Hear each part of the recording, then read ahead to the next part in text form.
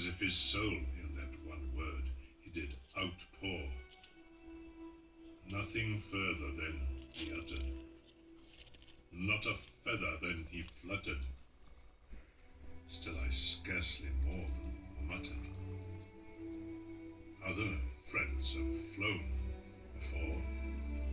On the morrow will he leave me, as my hopes have flown before.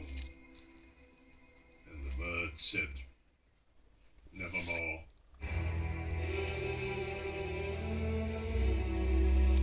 Startled at the stillness broken by replies so aptly spoken.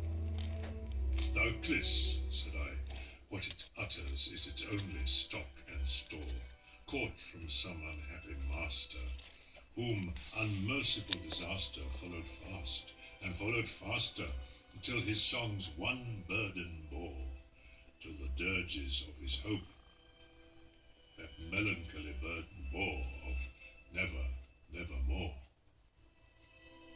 But the raven, still beguiling all my sad soul into smiling, straight I wheeled a cushioned seat in front of bird and bust and door.